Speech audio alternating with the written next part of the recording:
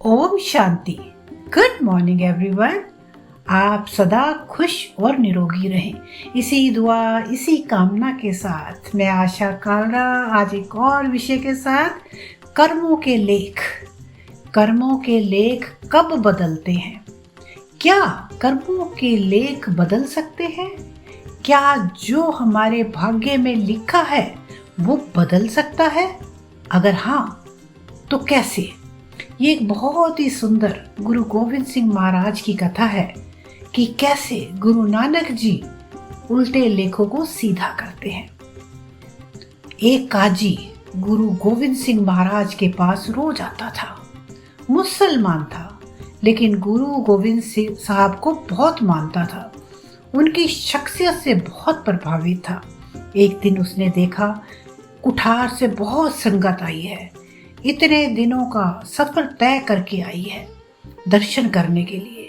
सारी संगत महाराज के सामने अपनी तकलीफें बताते हुए झुक झुक कर दंडवत प्रणाम कर रही है। ये तकलीफें सब बता रही गुरु साहब को और अपनी बेनतियां कर रही। कईयों को गुरुजी महाराज जी कहते संगत किया करो, कईयों को कहते अमृत वेले उठकर अमृत छका करो, किसी को गुरु नानक कहते कृपा करेंगे, गुरु नानक कृपा करेंगे, आपकी तकलीफ दूर हो जाएगी। वो काजी ये सब देख रहा था। गुरु साहब ये सब कैसे कह देते हैं?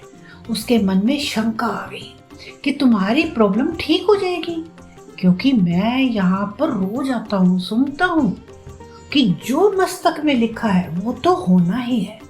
हमने कर्म किए हैं, जैसे कर्म किए हैं वैसी रेखाएं बन गई। अब जो रेखा बन गई, अब अगर गलत काम किए तो दुख भोगने ही पड़ेंगे। गुरु गोविंद सिंह महाराज जी ऐसे कैसे कह देते हैं कि गुरु नानक तुम्हारे दुख दूर करेंगे?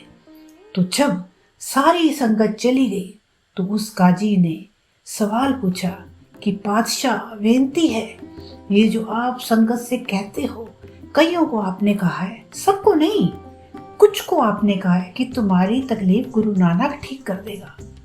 ये आपने उनका मन रखने के लिए कहा है ना?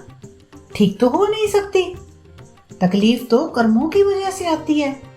तब गुरु गोविंद सिंह महाराज जी ने कहा और काजी को जवाब दिया, काजी साहब आपने कभी मोहर देखी है, स्टैंप?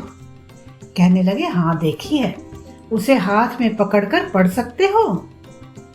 तो काजी कहने लगा नहीं, क्योंकि उसके अक्षर उल्टे होते हैं।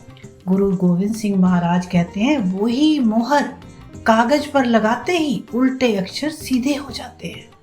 कहने लगे संगत में गुरु के पास तरह तरह के लोग आते हैं। कोई कुछ बनकर आता है, कोई अपने अहंकार में आता है कि मैं बड़ा आदमी हूँ।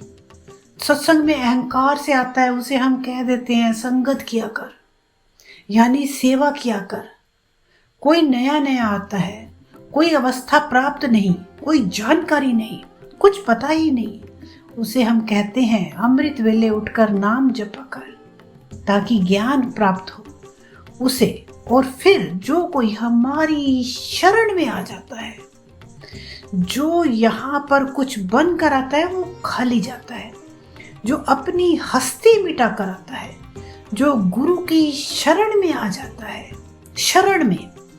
शरण में आना किसे कहते हैं? शरण में आना उसे कहते हैं जो पूरे भरोसे से और विनम्रता से आता है।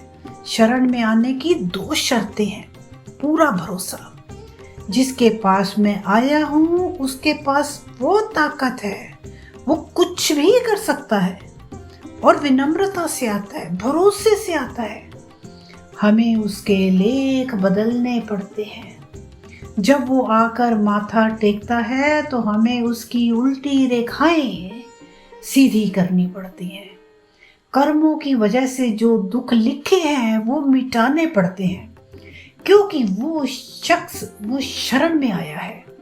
तो जब हम सच्चे दिल से मैं को मारकर अपने आप को भूलकर उस शक्ति की शरण में स्वयं को सौंप देते हैं तो हमारे उल्टे लेख भी सीधे हो जाते हैं। ओम शांति।